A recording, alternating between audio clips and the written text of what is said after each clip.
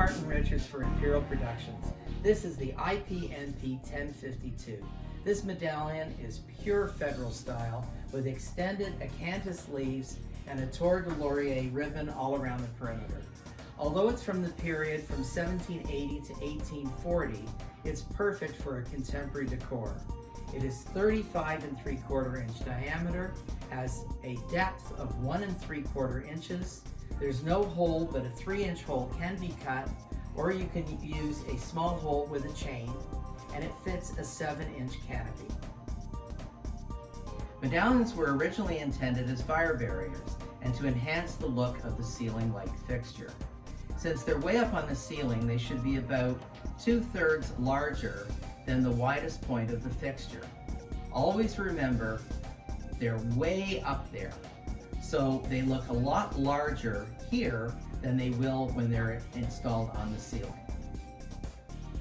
Let's look at the available materials. ArchPolymer is a synthetic wood that is rot, water, and insect resistant. It is lightweight and comes white primed. You can even use it for outside lighting fixtures. For the discerning client or interior commercial applications, we offer GRG Neoplaster that meets Class A fire rating. For exterior commercial applications, GFRC, a concrete composite, is also available. For rounded, vaulted ceilings or domes, we even have a flexible resin mold. All our medallions are available custom sized or made to your exact specifications for unique or historic reproductions. Simply send us a design and we will quote it for you. Imperial Productions is all about quality. Imperial Productions offers all of the necessary components to install the products that you buy from us. We have construction adhesive, spackling compounding that you can sand after it's dry. It won't crack afterwards.